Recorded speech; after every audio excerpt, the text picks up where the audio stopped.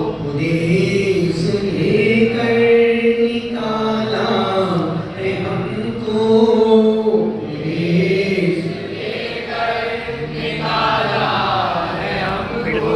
मोह की माया में फंसते फंसते, मोह की माया में फंसते फंसते, गुरुदेव तुमको नमस्ते नमस्ते, गुरुदेव तुमको नमस्ते नमस्ते नमस्ते नमस्ते नमस्ते नमस्ते नमस्ते नमस्ते नमस्ते। नहीं मार पाया किसी ने तुम्हारा, नहीं मार पाया किसी ने तुम्हारा। दुआया शरण में वो पाए सहारा, दुआया शरण में वो आए सहारा। विमल सिंधु मेरा हूँ छोटी नदी सा, विमल सिंधु मेरा हूँ छोटी नदी सा। मिला लो स्वयं में आहिस्ते आहिस्ते, मिला लो स्वयं में आहिस्ते आहिस्ते। गुरुदेव तुमको नमस्ते नमस्ते, गुरुदेव तुमको नमस्ते नमस्ते नमस्ते नमस्ते नमस्ते नमस्ते नमस्ते नमस्ते नमस्ते। खाने सोने चलोगे चले, खाने सोने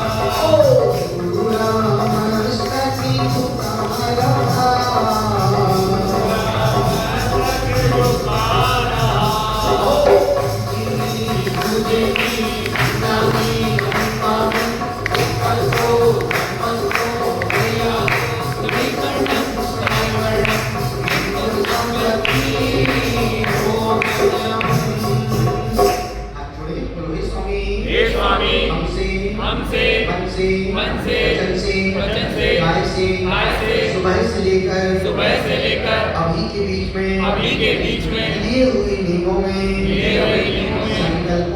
संकल्पों में व्रतों में जाने अनजाने में चाहे अनचाहे मन से दोष लगे हो लगाए हो। हे स्वामी आप हमें आज का प्रायश्चित देकर शुद्धि करो।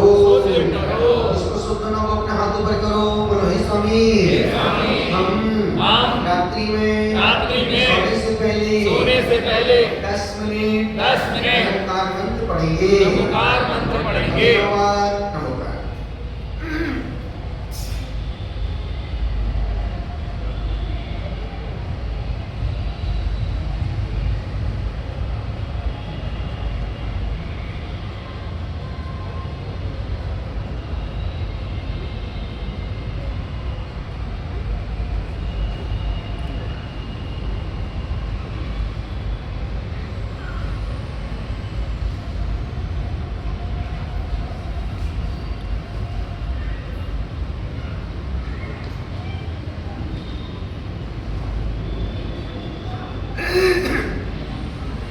दोनों हाथ जोड़ के बोले ओम नमः।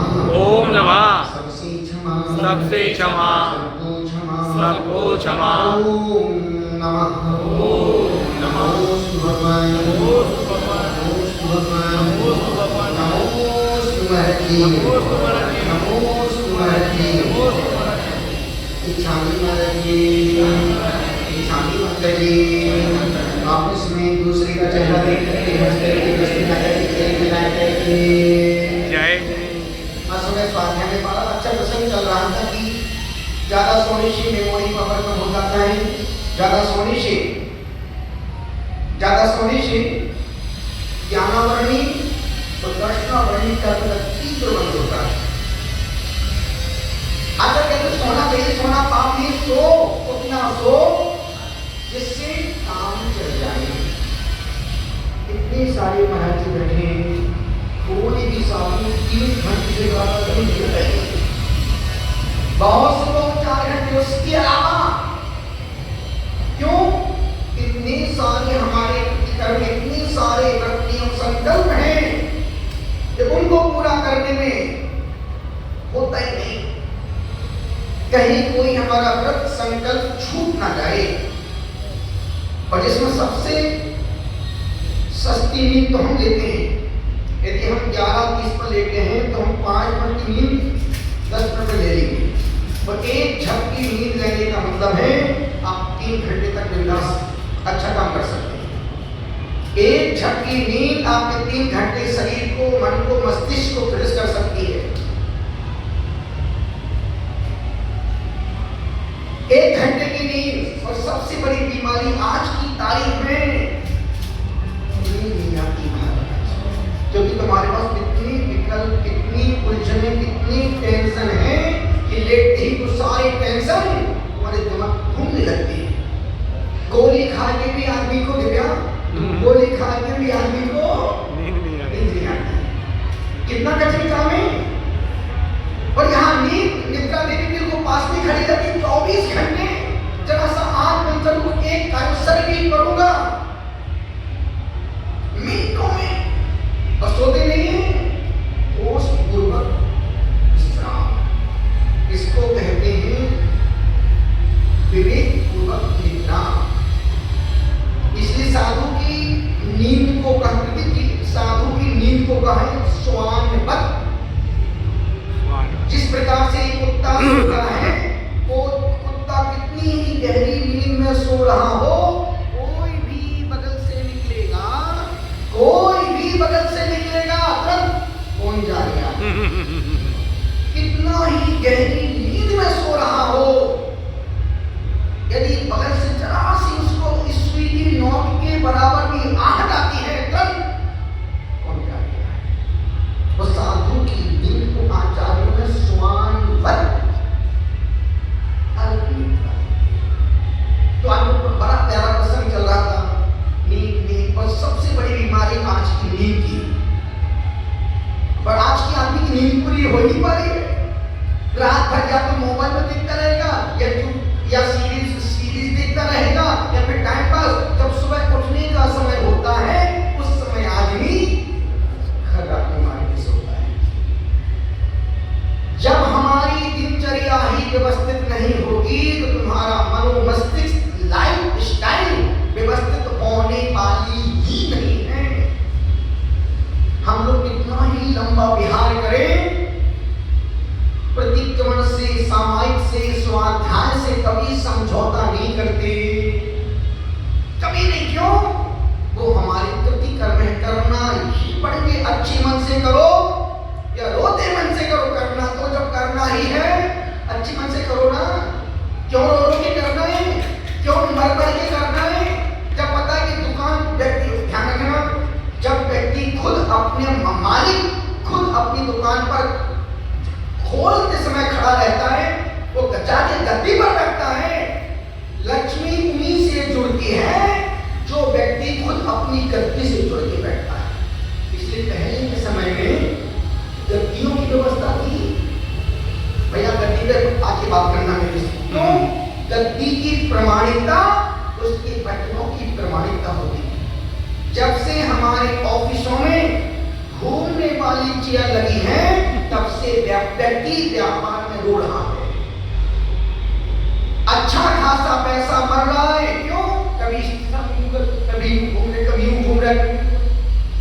जब उसकी गति ही स्थिर नहीं है, कैसे उसकी बात में स्थिरता आई? पहले गति की प्रवचन में कानपुर में महाराज साहब की पुरानी गति साफ होती, जहां पर पिताजी के दादा भी बैठते थे, फिर नवरत्न मंत्री बैठे। अब चूंकि कमलेश तो कमलेश के अलग अभिषेक ना, महाराज साहब ने जितना धंधा पानी किया उस गद्दी पे बैठ गए। और वो गद्दी ठोस मत, पहले की गद्दियां ठोस बनती थी और उस पर सफेद कपड़े की गद्दी लगा के भाई गद्दी पे आके बात करने आए, लेन देन की कोई भी बात हो, इसलिए पहले के व्यक्तियों का पैसा मरता नहीं था। आज तुम 1000 लाख का व्यापार करो, उसमें से 90% पैसा आई नहीं, वापिस ही नहीं आ रहा है। अब व्यक्ति क्या कर रहे हैं? फिर कहीं से उधार ब्याज पे पैसा लिया, उसको दिया, इसकी टोपी उसके सिद्धि, उसकी टोपी उस पर, उसी उधेड़ में महाराज साहब और दुखी परेशान है। इसने कहा तुम परेशान हो, हमसे कुछ तुमने उधार उधेड़ की थी क्या? कहने का मतलब है जब से ऑफिस की बैठने की व्यवस्थाएं बदली हैं, पूरा धंधा पानी चौपट हो गया। इतने सारे लोग बैठे, एक बंदा नहीं बोल सकता मैं अपने व्यापार से खुश हूं, संतुष्ट हूं। एक व्यक्ति, बच्चे अपनी पढ़ाई से खुश नहीं है, बच्चे अपनी पढ़ाई से खुश नहीं है, माँ बाप अपनी लाइफ से खुश नहीं है, सास बहू से खुश नहीं है। एक भी व्यक्ति संतुष्ट नहीं अपनी जो लाइफ आप जी रहे हैं। अब हमारे संग किसी भी साधवी से पूछना, माता जी परीक्षा के बाद कैसा लग रहा है, किसी भी साधवी से, और किसी संग की बात नहीं कर रहा हूँ, अपने संग की बात कर रहा हूँ, क्योंकि मैं इनको देख रहा हूँ, मैं इनको जी रहा हूँ। अन्यथा ऐसी कोई दीक्षा लेने वाली थी क्या? दीक्षा का दूर, दीक्षा की भावना थी बस समाधि के समय। कभी ने सोचा भी नहीं था कि हम इस उम्र में भी, जिस समय हम मुनि व्रतों को धारण करके धर्म की प्रभावना भी करेंगे, स्वाध्याय भी करेंगे, शिक्षा भी देंगे और साथ में अपनी आत्म कल्याण के मार्ग भी प्रशस्त करेंगे। और इसीलिए पूरे देश में इन दो की दीक्षाओं का सबको आज भी असर है।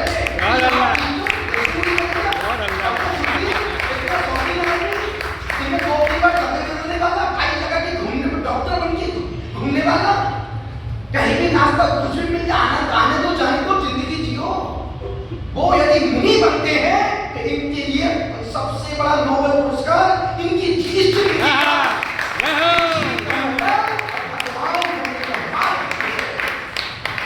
और जो संतुष्टि इनके चेहरे पर है, जो संतुष्टि उनकी आप इस मार्ग में है, अच्छे पढ़े लिखे साधुओं के पास जाना सब उधेड़ में लगे हैं, सिर्फ और सिर्फ आत्म कल्याण की दूसरी कोई बात ही नहीं है। और वो सबसे आश्चर्य की महाराज साहब उस उम्र तक खाने पीने के शौक, घूमने फिरने के शौक, और जो व्यक्ति पत्नी से खूब ज्यादा प्यार, कभी भी मेरे पास अकेले नहीं आए,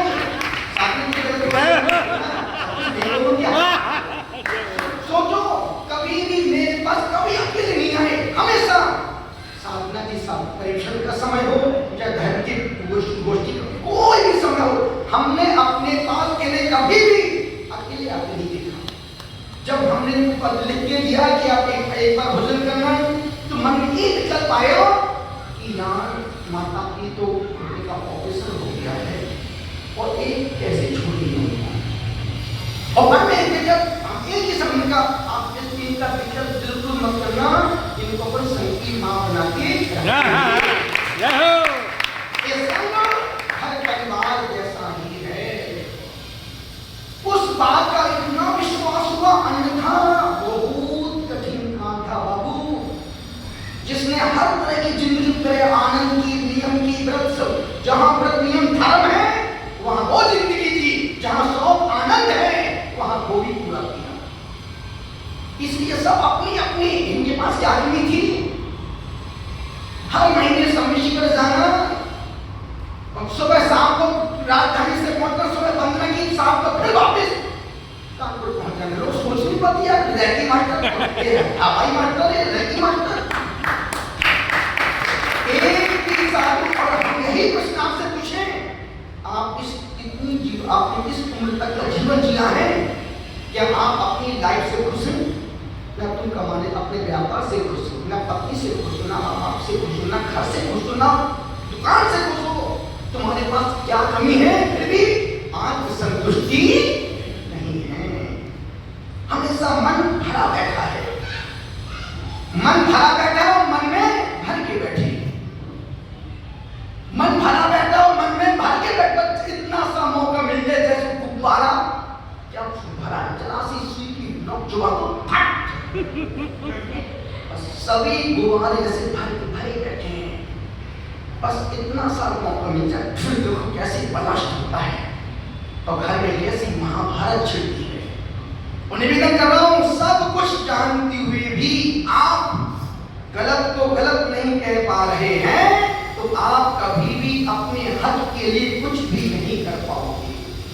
पर मोदी जी का मैं इंटरव्यू सुन रहा था, बनारस की वो नौका में चल रहे हैं, अब वो पत्रिका संहिता जी से कह रहे थे, एक जिंदगी में एक ऐसा व्यक्ति हो जिसकी बात तुम गलत भी सुन सको और अच्छा सुन के तुम अहंकार भी ना कर पाओ। बोले हर व्यक्ति की जिंदगी में इतने सारे लोग बैठे, आपकी यदि पूछूं इसमें कितने लोग हैं जो अपने माँ बाप की बात मानते हैं? या तो रिटायर हो जाएंगे या फिर बेकार होंगे। व्यक्ति बाप कमा रहा है और तुम कमा रहे हो तो 100% तुम बाप की बात नहीं मान पाओ। तुम्हारी कोई कमजोरी होगी इसलिए तुम बाप की बात मान रहे हो। जो गाय दुधारू गाय की लाभ वही खाता है जिसको दूध की आवश्यकता होती है। यदि खुद व्यक्ति कमा लिया है, बाप की बात बर्दाश्त नहीं कर, क्यों मैं खुद कमा लिया हूं सुनने, यदि आप सुन रहे तो कुछ ना कुछ तुम्हारे भीतर की कमजोरी होगी। पर हम इंसानों में कोई कमजोरी नहीं, सब अच्छी बात है, ज्ञानी है।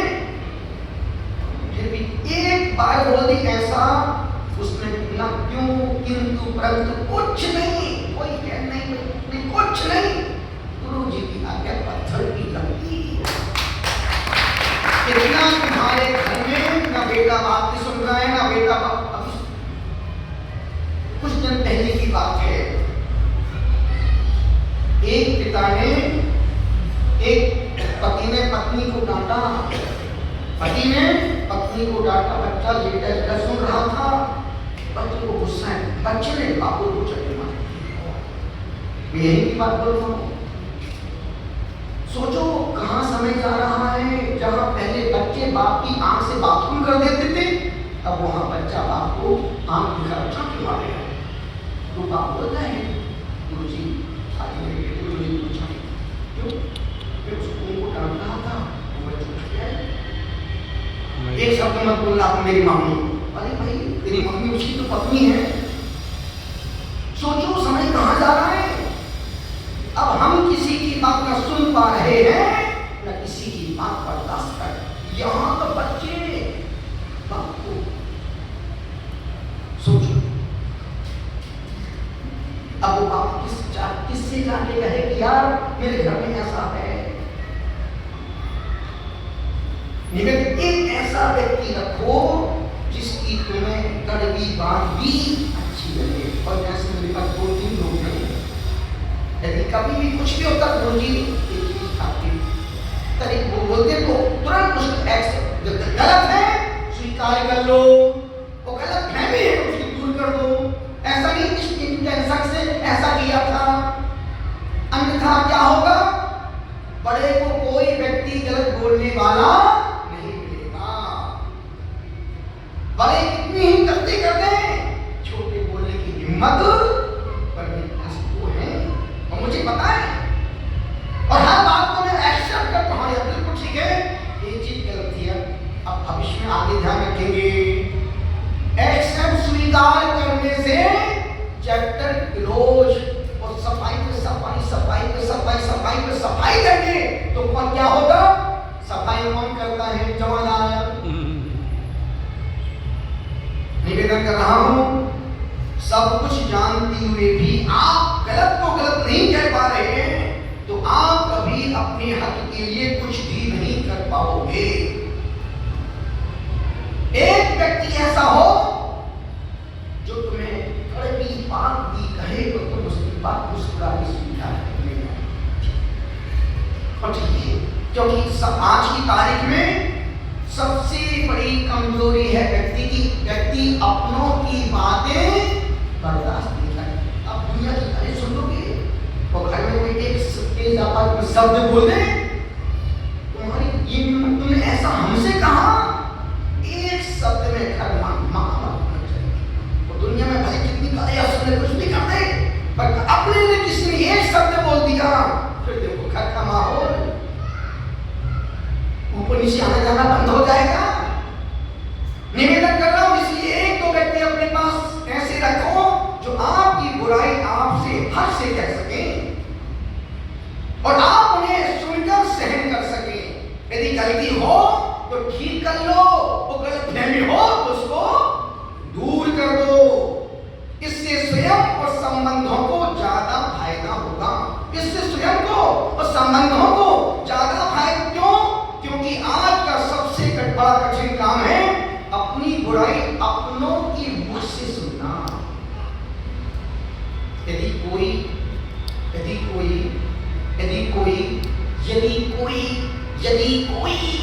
मेरा खासम खास भक्त मुझसे कहेगा, तो एक छात्र तो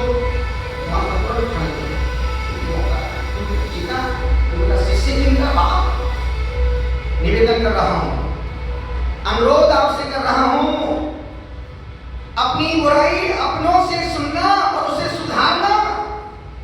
बुराई या कमी बताने वाला बिना पानी और बिना साबुन के हमारे स्वभाव को निर्मल करना चाहता है।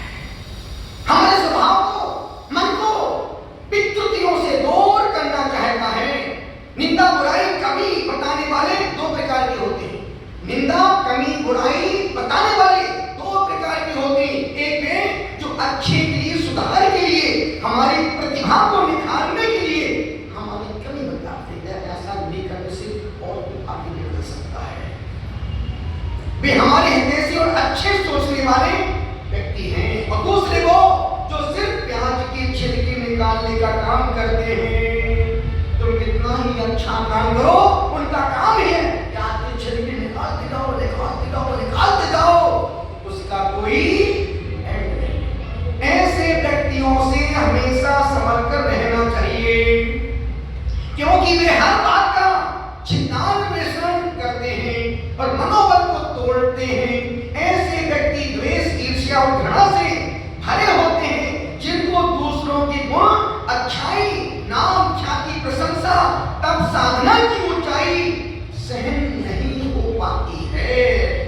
वे बुराई कमी बताने पर ही आमदा रहते हैं। ऐसे लोगों से दूर रहना ही श्रेष्ठ है। निंदा बुराई कमी हमारे व्यक्तित्व को निखारती है, परिमार्जन और परिष्कृत करती है।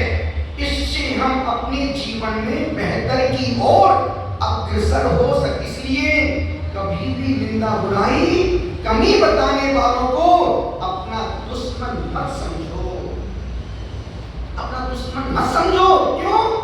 बल्कि उनकी बातों को सुनकर उत्तेजित ना होकर अपने विवेक से निर्णय लो कि यार उन्होंने कहा तो कुछ ना कुछ बात में दम होगा। धुआं तभी निकलता है जब अग्नि होती है। धुआं तभी निकलता है जब अग्नि होती है। पर हर जगह धुआं निकले, अग्नि जहां जहां धुआं है वहां वहां अग्नि है, पर जहां जहां अग्नि है वहां धुआं हो वो ना भी हो। जैसे धुआं ही लकड़ी जलाओ, धुआं निकलेगा ही निकलेगा। यदि और ध्यान रखना, कुछ भी हो जाए, यदि कोई व्यक्ति आपसे कुछ कह रहा है, कुछ ना कुछ बात, बिना अग्नि की धुआं निकल, कोई तुम्हारा दुश्मन तो नहीं है।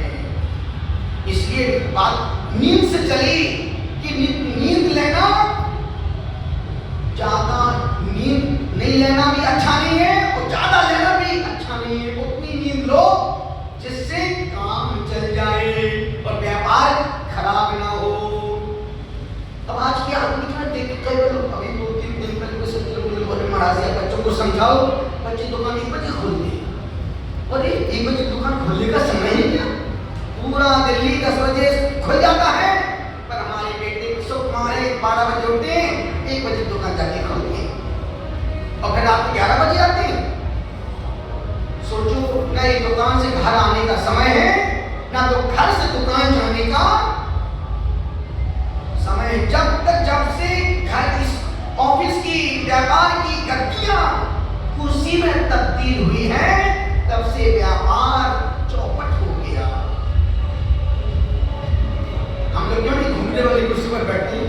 इसके बाद में स्थिरता होगी, उस आसन स्थिर होगा। और जहां वाचना में स्थिरता ही नहीं है, तो कभी यूं करके घूम रहे। जब हम खुद घूम रहे हैं तो हमारी बातें स्थिर कैसे हो पाएंगी? और व्यक्ति सफेद गद्दी में बैठ के, क्योंकि सत्य सफेद है, सफेद पर जरा सा कोई भी दाग लग जाए दुनिया को दिख जाएगा। गद्दी की प्रमाणिकता उसके वचनों की प्रमाणिकता से इसकी निवेदन कर रहा हूं, अनुरोध कर रहा हूं। नींद लेना बुरा नहीं है, पर ज्यादा लेना अच्छा भी।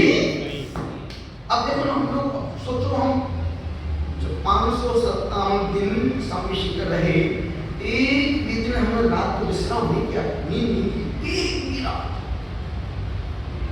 सिर्फ विश्राम करते थे सुबह 6 से 10 के बीच में। जहाँ पब्लिक, वहां तो पब्लिक खूब पब्लिक का जय गुरु खूब भीड़ आती थी। उस समय हम अपनी आनंद में रहते थे, शुक्ल ध्यान की अवस्था में जीते थे। और जहाँ 11 बजे अपने उसी रोमांच को बीला किया, मुंह पहुंचो सीधे 11:30 बजे समय करने के लिए बाहर छत पे जाके बैठ जाते थे और 1:30 बजे तक छत पे बैठे ही रहते थे। उसके बाद फिर पलक भी नहीं झपकते थे, ना लेटते थे, ना बैठे बैठे कुछ नहीं। अन्यथा एक उपवास में आदमी इतना बैठ के पढ़ के दिखाए तो मेरे को, आदमी एक उपवास में जरा से 7 परिक्रमा लगाए, उसको 2 ही परिक्रमा 7 चक्कर घूम जाएगा। निवेदन कर रहा हूं, अनुरोध कर रहा हूं, कोई भी क्रिया, कोई भी कार्य गलत नहीं है, पर हमारे करने के तरीके अच्छे नहीं। अब जिस घर में देखो अशांति का वातावरण, घर में पैसे की कमी नहीं, बच्चों सब कुछ है, पर मन की अशांति इतनी है कि एक दूसरे से बोलने का मन नहीं करता है। अब वो घर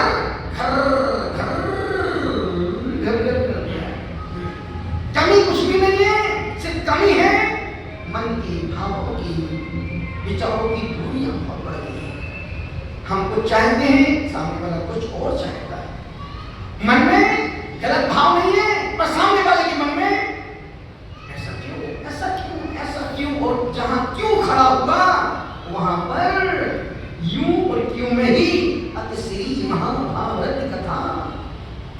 सास ने कहा, यू बेटा बहू यूं कर लेना, क्यों कर लेना, बस यूं कर लेना, क्यों कर लेना, यूं और क्यों में अतिश्री महाभारत। 2 लाइन की कविता, मधुर मिट्टू, 2 लाइन की सबसे छोटी विश्व की कविता, 2 शब्द की संदीप, 2 शब्द की कविता, पूरे भारत की सबसे छोटी कविता, जिसमें पूरे जिंदगी का सार भरा पड़ा है। कहो तो सुना दो अनीश, सुनना है? चश्मा नीचे करो। निवेदन कर रहा हूं, अनुरोध कर रहा हूं, दुनिया की सबसे छोटी 2 अक्षर की कविता। बस कविता शुरू करूं क्या? शुरू करो कविता। कविता शुरू कर रहा हूं। मैं तू, मैं तू, तू मैं तू, तू मैं। कविता समाप्त। जय हो। मैं तू, तू मैं तू, तू मैं तू। बस यही जिंदगी है। मैं तू,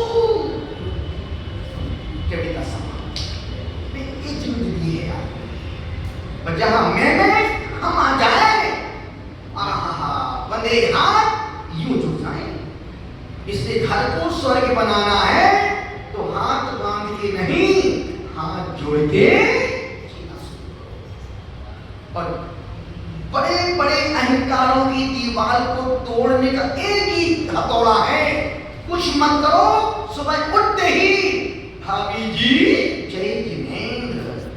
बरसों बरसों की दीवारें मिनटों में ढह सकती हैं, पर हिम्मत पर चाहिए भाभी जी जय जिनेंद्र। यदि तुम्हारी भाभी अहंकारी हो तो तुम छोटे बन जाओ, तुम उनके सामने छोटे बन जाओ। जाके सुबह सुबह सुबह सुबह सरसों का तेल लेके तो भाभी के पास, तो भाभी की पूंछ में लगाओ सरसों मतलब जय जिनेंद्र की,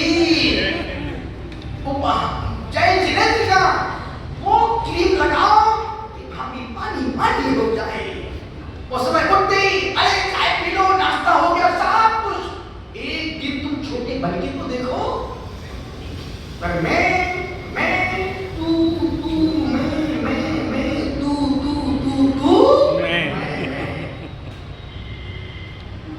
और बाकी में आपने दोपहर में हम लोग स्वाध्याय कर रहे थे, सिर्फ एक क्लास सब बैठते हैं, विचारों का विनिमय होता है, और अपने आप को परिमार्जन करने के लिए बहुत सी बातें निकलती हैं, जिसमें कोई किसी प्रकार के ग्रस्तों की कोई एंट्री नहीं है, पर अपने ऊपर कक्ष में सब साधु साथियां बैठते हैं और खूब खुल के चर्चा करते हैं, अच्छी होती सब तरह की चर्चा। क्यों?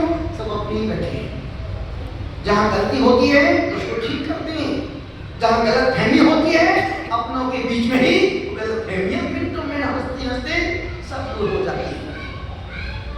तो उस स्वाध्याय के दरमियान ऐसी ऐसी बातें निकलती हैं, सिर्फ और सिर्फ अपने मन को शुद्ध करने के लिए, अपने व्रतों को परिमार्जित करने के लिए। यदि हम आपस में बैठ के ही अपनी समीक्षा नहीं करेंगे तो इस रावत 24 घंटे आंख दिखा के बैठे हैं, 1 घंटे आहार देते हैं, 23 घंटे परीक्षा करते हैं।